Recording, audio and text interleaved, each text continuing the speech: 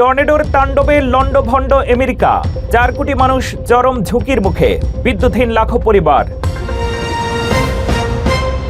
White হাউসে রাজা Charles, Putin ও পরমাণু যুদ্ধ নিয়ে রাজাকে সতর্ক করলেন ট্রাম্প। আমেরিকায় আইসিএর সাঁড়াশি অভিযান, 15 জন মোস্ট ওয়ান্টেড অপরাধী গ্রেফতার। এবং যুক্তরাষ্ট্রে নাগরিকত্ব পাওয়া আরো কঠিন, ইসরায়েলের সমালোচনা করলেই বাতিল হবে গ্রিন কার্ড। আসসালামু আলাইকুম, আমি নিয়ামতুল্লাহ সিরাজি আপনাদের সাথে ছিলাম বাংলা টিভির প্রাইম নিউজে। শুনছিলেন এসএনএস হুমলন সংবাদ শিরোনাম, এবারে জানাবো বিস্তারিত। মধ্য আমেরিকায় টানা 6 দিন ধরে চলছে শক্তিশালী টর্নেডো ও ঝড়ের তাণ্ডব। মিশিগান ও ওকলাহোমা সহ বেশ কয়েকটি রাজ্যে ঘরবাড়ি ধ্বংস হওয়ার পাশাপাশি অন্তত একজনের মৃত্যু হয়েছে। 3 লাখের বেশি মানুষ এখন বিদ্যুৎ বিচ্ছিন্ন। এই ভয়াবহ প্রাকৃতিক দুর্যোগ এবং পরবর্তী সতর্কতা সম্পর্কে বিস্তারিত জানুন ফারজানা আফরোজের প্রতিবেদনে। টানা 6 দিন ধরে ভয়াবহ ঝড় ও টর্নেডোর কবলে মধ্য আমেরিকা। ওকলাহোমা ও টেক্সাসের পর এবার ইলিয়ান, মিশিগান ও আরকানসাস রাজ্যে আঘাত এনেছে শক্তিশালী টর্নেডো। প্রাকৃতিক এই দুর্যোগে কয়েক লাখ মানুষ বিদ্যুৎহীন হয়ে পড়েছেন। সোমবার রাত থেকে মঙ্গলবার ভোর পর্যন্ত মধ্য এবং দক্ষিণ আমেরিকার বিস্তীর্ণ অঞ্চলে লেভেল 4 সতর্ক বার্তা জারি করা হয়েছে। ইলিয়ানের ক্লিনটন কাউন্টিতে আঘাত হানা টর্নেডোতে অসংখ্য ঘরবাড়ি ক্ষতিগ্রস্ত হয়েছে। গাছপালা উপড়ে গিয়ে বন্ধ হয়ে গেছে প্রধান সড়কগুলো। আরকানসাসের স্টোন কাউন্টিতে একটি অত্যন্ত বিপজ্জনক টর্নেডো প্রায় 10 মাইল দীর্ঘ পথে ধ্বংসযজ্ঞ চালিয়েছে। মিশিগান ও উইসকনসিনে শক্তিশালী বাতাসের কারণে গাছ পড়ে 39 বছর বয়সী এক ব্যক্তির মৃত্যু হয়েছে। স্থানীয় সূত্র মতে ঝড়ের কবলে পড়ে মিশিগান ও উইসকনসিনের প্রায় 3 লাখ মানুষ বিদ্যুৎ বিচ্ছিন্ন অবস্থায় রাত কাটিয়েছেন। ওকলাহোমার এনিড শহরে এর আগে আঘাত হানা EF4 মাত্রার টর্নেডোটি ছিল গত বছরের জুনের পর যুক্তরাষ্ট্রের সবচেয়ে শক্তিশালী টর্নেডো, যেখানে অন্তত 40টি ঘর বাড়ি মাটির সাথে মিশে গেছে। আবহাওয়া দপ্তর জানিয়েছে ঝড়ের এই তাণ্ডব মঙ্গলবার পূর্ব দিকে অগ্রসর হতে পারে। টেক্সাস থেকে মিসিসিপি পর্যন্ত বড় আকারের শিলাবৃষ্টি এবং শক্তিশালী টর্নেডোর আশঙ্কা রয়েছে। প্রায় 4 কোটি মানুষ বর্তমানে এই ঝড়ের সরাসরি হুমকির মুখে রয়েছেন। রেড ক্রস সহ বিভিন্ন উদ্ধারকারী সংস্থা ইতিমধ্যে ক্ষতিগ্রস্ত এলাকায় ত্রাণ ও পুনর্বাসন কাজ শুরু করেছে। তবে ঝড়ের ধারাবাহিকতা বজায় থাকায় উদ্ধার কাজ ব্যাহত হওয়ার আশঙ্কা করা হচ্ছে। হোয়াইট হাউসে রাজা চার্লসের পা পড়তেই শুরু হলো চরম উত্তেজনা। আড়ম্বরপূর্ণ অভ্যর্থনার মাঝেই প্রেসিডেন্ট ট্রাম্প যা বললেন তা শুনে থমকে গেছে পুরো কূটনৈতিক মহল। লিপ রিডিং বিশেষজ্ঞদের দাবি, ট্রাম্প সরাসরি পুতিন এবং পরমাণু যুদ্ধের ধ্বংসলীলা নিয়ে রাজাকে সতর্ক করেছেন। সাউথ লনে দাঁড়িয়ে ট্রাম্প রাজাকে নিচু স্বরে বলেন, আমি পুতিনের সাথে কথা বলেছি, সে যুদ্ধ চায়। ট্রাম্পের বিস্ফোরক দাবি, পুতিন যা বলছেন তা সত্যি হলে তিনি পুরো মানব সভ্যতা নিশ্চিহ্ন করে দিতে পারেন। এমনকি গত শনিবারের শুটিং নিয়েও নিজের নিরাপত্তা শঙ্কার কথা রাজাকে জানান তিনি। রাজা চার্লস বিষয়টি এড়িয়ে গিয়ে বলেন, এ নিয়ে পরে আলোচনা হবে। এরপরই পরিবেশ হালকা করতে ট্রাম্প তার স্বপ্নের $400 মিলিয়ন বলরুম প্রজেক্ট রাজাকে দেখান। দিন শেষে 2 দম্পতি ঐতিহ্যবাহী ইংরেজি চা চক্রে যোগ দিলেও ট্রাম্পের ওই ওয়ার্নিং এখন talk of the world. White house correspondents ডিনারে বন্দুক হামলার চেষ্টাকারী কোল অ্যালেনের ম্যানিফেস্টো ঘিরে রহস্য ঘনীভূত হচ্ছে। ট্রাম্প প্রশাসনের উচ্চপদস্থ কর্মকর্তাদের হত্যার ছক থাকলেও কেন FBI প্রধানকে টার্গেট করেননি এই ঘাতক? তদন্তকারীদের হাতে এসেছে চাঞ্চল্যকর নতুন তথ্য। কি ছিল সেই 1052 শব্দের ইশতেহারে? বিস্তারিত জানুন রিপোর্টে। গত শনিবার ওয়াশিংটনে হোয়াইট হাউস করেসপন্ডেন্টস ডিনারে ডোনাল্ড ট্রাম্পকে লক্ষ্য করে গুলি চালানো বন্দুকধারী কোল অ্যালেনের একটি চাঞ্চল্যকর ম্যানিফেস্টো বা ইশতেহার প্রকাশ্যে এসেছে। 31 বছর বয়সী এই ক্যালিফোর্নিয়ান শিক্ষকের 1052 শব্দের সেই লেখায় ট্রাম্প প্রশাসনের প্রায় সবাইকে টার্গেট করা হলেও বিশেষভাবে বাদ দেওয়া হয়েছে FBI ডিরেক্টর ক্যাশ প্যাটেলকে। তদন্তকারীরা এখন জানার চেষ্টা করছেন কেন ক্যাশ প্যাটেলকে এই হত্যার তালিকা থেকে অব্যাহতি দেওয়া হয়েছিল। আইন প্রয়োগকারী সংস্থার একটি সূত্র মতে কোল অ্যালেন মূলত আইন প্রয়োগকারী সংস্থার সদস্যদের সরাসরি আক্রমণ করতে চাননি। তার মূল ঘৃণা ছিল রাজনৈতিক ব্যক্তিত্বদের প্রতি। যেহেতু ক্যাশ প্যাটেল আইন প্রয়োগকারী সংস্থার প্রধান, তাই তাকে বাদ দেওয়া হতে পারে বলে ধারণা করা হচ্ছে। অন্য একটি তথ্য অনুযায়ী কোল অ্যালেন খ্রিস্টান ধর্মের বিরোধী ছিলেন এবং প্যাটেল হিন্দু হওয়ার কারণে তাকে টার্গেট করা হয়নি। ম্যানিফেস্টোতে অ্যালেন স্পষ্ট লিখেছিলেন, ট্রাম্প প্রশাসনের কর্মকর্তারা পদমর্যাদা অনুযায়ী তার প্রধান লক্ষ্যবস্তু হলেও সিক্রেট সার্ভিস বা হোটেল সিকিউরিটিকে তিনি তখনই আক্রমণ করবেন যদি তা অনিবার্য হয়। সাধারণ অতিথি ও হোটেল কর্মীদের তিনি টার্গেট করেননি। সোমবার আদালতে প্রথম উপস্থিতিতেই অ্যালেনের বিরুদ্ধে রাষ্ট্রপ্রধানকে হত্যার চেষ্টা এবং অবৈধ অস্ত্র পরিবহনের অভিযোগ আনা হয়েছে। দোষী সাব্যস্ত হলে তার যাবজ্জীবন কারাদণ্ড হতে পারে।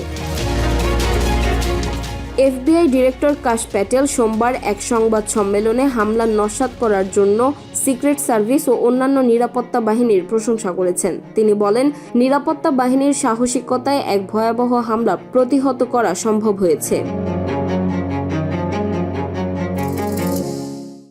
যুক্তরাষ্ট্রের অভিবাসন কর্তৃপক্ষ আইস গত সপ্তাহান্তে এক বিশেষ অভিযানে 15 জন ভয়ঙ্কর অপরাধীকে গ্রেফতার করেছে।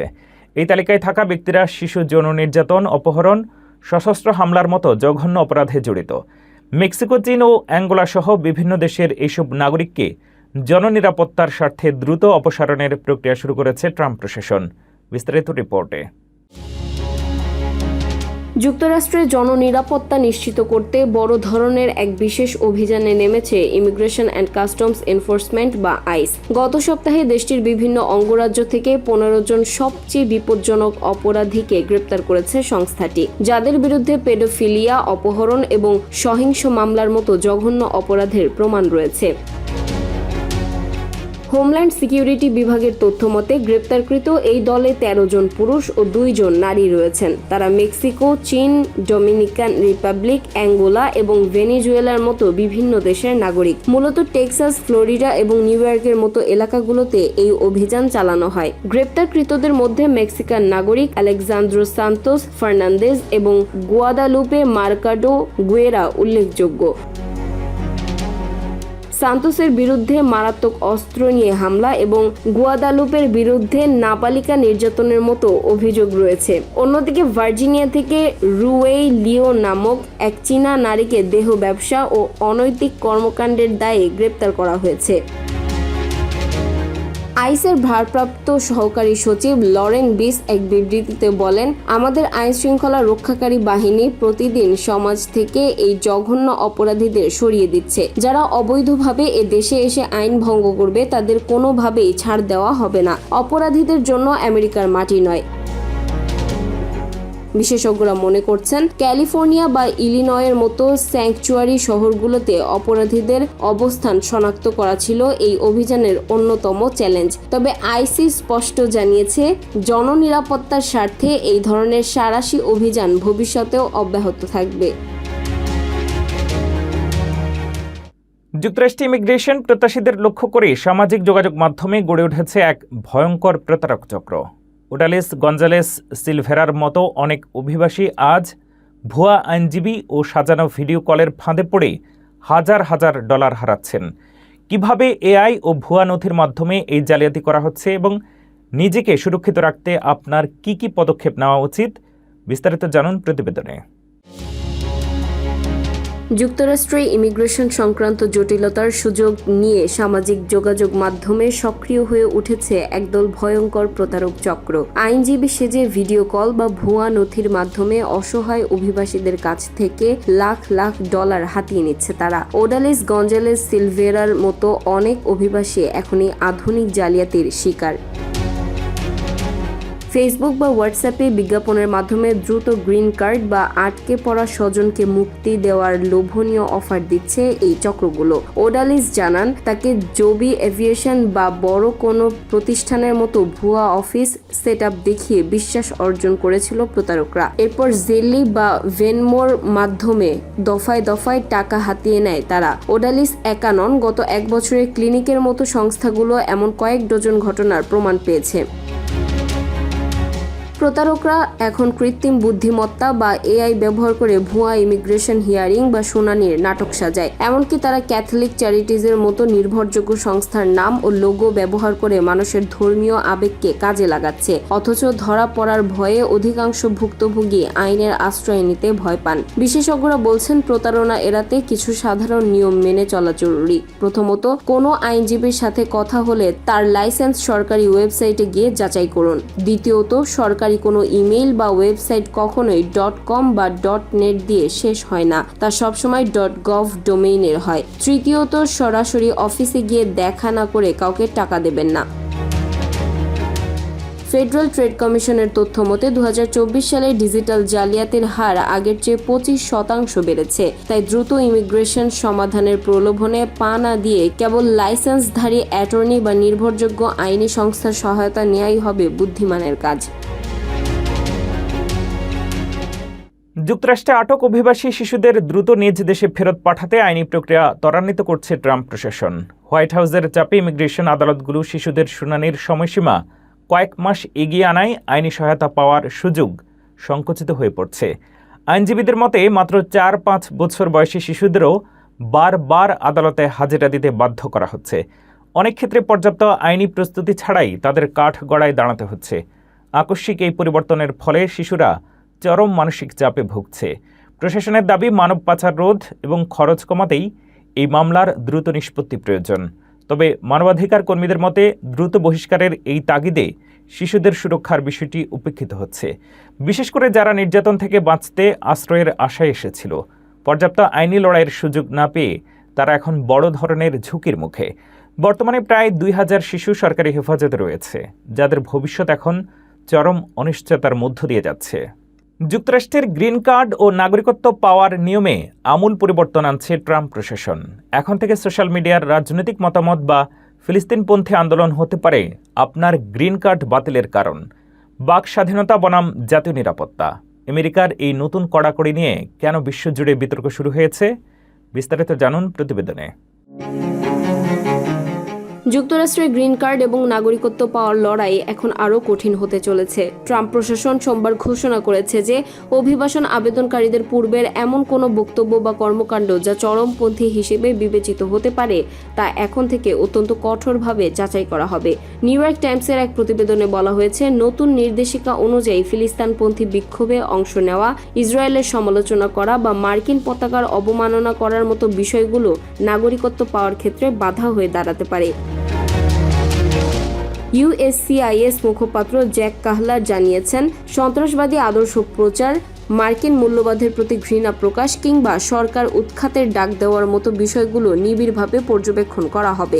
বিশেষ করে সামাজিক যোগাযোগ মাধ্যমে ইসরায়েল বিরোধী পোস্ট, যেমন প্যালেস্টাইনে ইসরায়েলি সন্ত্রাস বন্ধ করো বা ইসরায়েলি পতাকায় ক্রস চিহ্ন সংবলিত পোস্টগুলোকে অত্যন্ত নেতিবাচক ফ্যাক্টর হিসেবে গণ্য করার জন্য অভিবাসন কর্মকর্তাদের প্রশিক্ষণ দেওয়া হচ্ছে। এই সিদ্ধান্তের তীব্র বিরোধিতা করেছেন মানবাধিকার কর্মী ও ডেমোক্র্যাট রাজনীতিকরা। সিনেটর ক্রিস ভ্যান হোলেন প্রশ্ন তুলেছেন, একটি বিদেশি সরকারের সমালোচনা করা কবে থেকে অ্যান্টি আমেরিকান হয়ে গেল? সিভিল লিবার্টিজ গ্রুপগুলো একে বাক স্বাধীনতার ওপর সরাসরি আঘাত হিসেবে অভিহিত করেছেন। তাদের মতে সরকার এখন মানুষের রাজনৈতিক মতাদর্শের ভিত্তিতে ঠিক করবে কে দেশে থাকতে পারবে আর কে পারবে না। ইতিমধ্যে টাফটস ইউনিভার্সিটির গ্র্যাজুয়েট রুমাইসা ওজতুর্কের মতো শিক্ষার্থীদের ছাত্র সংবাদপত্রে যুদ্ধের সমালোচনা করে কলাম লেখার দায়ে দেশত্যাগের নোটিশ দেওয়ার মতো ঘটনাও সামনে এসেছে। ফলে অভিবাসীদের মধ্যে এখন চাপা আতঙ্ক বিরাজ করছে। বিমানে ভ্রমণকালের সাথে পাওয়ার ব্যাংক বা পোর্টেবল চার্জার রাখলে এখন থেকে আপনাকে আরও সতর্ক হতে হবে। আমেরিকান এয়ারলাইন্স সহ বিশ্বের নামী বিমান সংস্থাগুলো চার্জার বহনের সংখ্যা ও পদ্ধতিতে বড় পরিবর্তন এনেছে। কেন এই কড়াকড়ি এবং নিয়ম না মানলে কী ধরনের শাস্তির মুখে পড়তে পারেন, বিস্তারিত জানুন ফারজানা ফরোজের রিপোর্টে। আকাশপথে ভ্রমণকারীদের জন্য গুরুত্বপূর্ণ খবর। বিমানে পোর্টেবল চার্জার বা পাওয়ার ব্যাংক বহনের ক্ষেত্রে নতুন এবং কঠোর নিয়ম চালু করতে যাচ্ছে আমেরিকান এয়ারলাইন্স। আগামী শুক্রবার থেকে কার্যকর হতে যাওয়া এই নিয়মে একজন যাত্রী সর্বোচ্চ কয়টি ডিভাইস রাখতে পারবেন এবং কিভাবে তা ব্যবহার করবেন সে বিষয়ে স্পষ্ট নির্দেশনা দেওয়া হয়েছে। আমেরিকান এয়ারলাইন্সের নতুন নীতি অনুযায়ী একজন যাত্রী এখন থেকে সর্বোচ্চ 2টি লিথিয়াম আয়ন চার্জার বহন করতে পারবেন, যার ক্ষমতা 100 ওয়াট আওয়ারের বেশি হওয়া চলবে না। শুধু তাই নয়, উড্ডয়নকালীন সময়ে এই চার্জারগুলো অবশ্যই চোখের নাগালে রাখতে হবে। এগুলো কোনোভাবেই মাথার ওপরের মালামাল রাখার কম্পার্টমেন্টে রাখা যাবে না। এছাড়া বিমানে থাকাকালীন এই পাওয়ার ব্যাংকগুলো পুনরায় চার্জ দেয়া সম্পূর্ণ নিষিদ্ধ করা হয়েছে। ফেডারেল এভিয়েশন অ্যাডমিনিস্ট্রেশন বা FAA জানিয়েছে, গত 1 বছরে লিথিয়াম ব্যাটারি থেকে ধোঁয়া, আগুন বা অতিরিক্ত তাপজনিত অন্তত 50টি দুর্ঘটনা ঘটেছে। এসব ঝুঁকির কথা মাথায় রেখেই এয়ারলাইন্সগুলো তাদের নীতিমালায় পরিবর্তন আনছে। আমেরিকান এয়ারলাইন্সের পাশাপাশি সাউথওয়েস্ট এয়ারলাইন্সও 20 এপ্রিল থেকে জনপ্রতি একটি চার্জারের নিয়ম কার্যকর করেছে। অন্যদিকে জাপানে এই নিয়ম আরও কঠোর। সেখানে পোর্টেবল চার্জারের অপব্যবহার করলে সর্বোচ্চ 2 বছরের জেল বা প্রায় $6,300 জরিমানার বিধান রাখা হয়েছে। বিমানে আগুন লাগার ঝুঁকি কমাতে এবং যাত্রী নিরাপত্তা নিশ্চিত করতেই এই পদক্ষেপ নেওয়া হয়েছে বলে জানিয়েছে কর্তৃপক্ষ। তাই পরবর্তী ভ্রমণের আগে আপনার পাওয়ার ব্যাংকের ক্ষমতা এবং এয়ারলাইন্সের নিয়মগুলো ভালোভাবে যাচাই করে নেওয়ার পরামর্শ দেওয়া হচ্ছে। রাস্তায় ফেলে সহপাঠীকে পশুর মতো পেটালো একদল কিশোর। মেরিল্যান্ডের বাস স্টপে ঘটে যাওয়া এই পৈশাচিক হামলার ভিডিও দেখে শিউরে উঠেছে পুরো বিশ্ব। একজন অসহায় ছাত্র বনাম 6 জন হিংস্র হামলাকারী। এই অসম লড়াইয়ের বিভৎস দৃশ্য এখন নেট দুনিয়ায় তোলপাড়। কি ছিল তাদের এমন আক্রোশের কারণ, দেখুন প্রতিবেদনে। খেলার ছলে সামান্য ঝগড়া নয়, এ যেন এক আদিম হিংস্রতা। মেরিল্যান্ডের রাস্তায় এক অসহায় কিশোরকে ঘিরে ধরে অন্তত 6 জন সহপাঠী। মাটিতে ফেলে তাকে বীভৎসভাবে লাথি ও পদদলিত করার দৃশ্যটি দেখে শিউরে উঠেছে পুরো বিশ্ব। ঘটনাটি ঘটেছে মেরিল্যান্ডের বাল্টিমোর এলাকার একটি বাস স্টপে। স্কুল ছুটির পর যখন সবার বাড়ি ফেরার কথা, তখনই একদল কিশোর কিশোরী মিলে তাদেরই এক সহপাঠীকে আক্রমণ করে। ভাইরাল হওয়া ভিডিওতে দেখা যায় ভুক্তভোগী ছাত্রটি নিজেকে বাঁচাতে মাটিতে কুঁকড়ে থাকলেও আক্রমণকারীরা থামেনি। তারা একের পর এক লাথি ও ঘুষি মারতে থাকে তার মাথায় ও শরীরে। এমনকি অনেকে নিজেদের জুতো খুলে অত্যন্ত অমানবিক উপায়ে তাকে পদদলিত করে। সবচেয়ে ভয়াবহ বিষয় হলো, সেখানে উপস্থিত অন্যান্য শিক্ষার্থীরা এই দৃশ্য দেখে বাধা দেওয়া তো দূরে থাক, বরং উল্লাস করছিল এবং মোবাইল ফোনে ভিডিও ধারণ করছিল। কেউ কেউ আক্রমণকারীদের উৎসাহিতও করেছে। এই ঘটনায় 5 জনের বিরুদ্ধে অভিযোগ আনা হলেও 13 বছরের কম বয়সী হওয়ায় 2 জনকে আইনের আওতায় আনা সম্ভব হয়নি। স্থানীয় পুলিশের মতে, কিশোর অপরাধীদের প্রতি নমনীয় আইনই তাদের এত দুঃসাহসী করে তুলেছে। অল্প বয়সী শিক্ষার্থীদের মধ্যে এমন সহিংস মনোভাব কি কেবল আইনের শিথিলতা, নাকি পারিবারিক শিক্ষার অভাব? আমাদের সমাজ ও নতুন প্রজন্মের ভবিষ্যৎ আজ কোন দিকে যাচ্ছে? নিউ ইয়র্ক সিটিতে থাকার জন্য এয়ারবিএনবি খুঁজছেন? তবে সাবধান, গ্ল্যামারাস তরুণীদের প্রোফাইল ছবি দেখে বুকিং দিলেও বাস্তবে দেখা মিলছে দাড়িওয়ালা প্রৌঢ় মালিকের। ব্রুকলিনের এক ল্যান্ডলর্ড এবং তার সহযোগীদের বিরুদ্ধে এমনই এক চাঞ্চল্যকর জালিয়াতির অভিযোগ এনেছে সিটির অফিস অফ স্পেশাল এনফোর্সমেন্ট। তদন্তে দেখা গেছে জনায়া বিনীত এবং তার সহযোগীরা আভা ও আভির মতো কাল্পনিক নাম ও সুন্দরী তরুণীদের ছবি ব্যবহার করে পর্যটকদের আকৃষ্ট করতেন। কিন্তু সরকারি নথিতে দেখা গেছে এই প্রপার্টিগুলোর আসল মালিক দাড়িওয়ালা পুরুষরা। এই চক্রটি ব্রুকলিনের বিভিন্ন অ্যাপার্টমেন্ট থেকে অন্তত $13 লক্ষ বা প্রায় 15 কোটি টাকা আয় করেছে। নিউ ইয়র্কের কড়া আইন অনুযায়ী মালিককে অবশ্যই বাড়িতে উপস্থিত থাকতে হবে এবং সর্বোচ্চ 2 জন অতিথি থাকতে পারবেন। কিন্তু তারা পুরো অ্যাপার্টমেন্ট ভাড়া দিয়ে এবং ভুয়া তথ্য দিয়ে আইন লঙ্ঘন করেছে। বর্তমানে এই চক্রটি $10 লক্ষ জরিমানা এবং আইনি মামলার মুখে রয়েছে। সিটির 27% নিবন্ধিত হোস্টই এমন অবৈধ কর্মকাণ্ডে লিপ্ত বলে জানা গেছে। এ ছিল বাংলা টিভির প্রাইম নিউজে। পরবর্তী প্রাইম নিউজ দেখার আমন্ত্রণ জানিয়ে শেষ করছি এখানেই। এতক্ষণ সাথে থাকার জন্য ধন্যবাদ।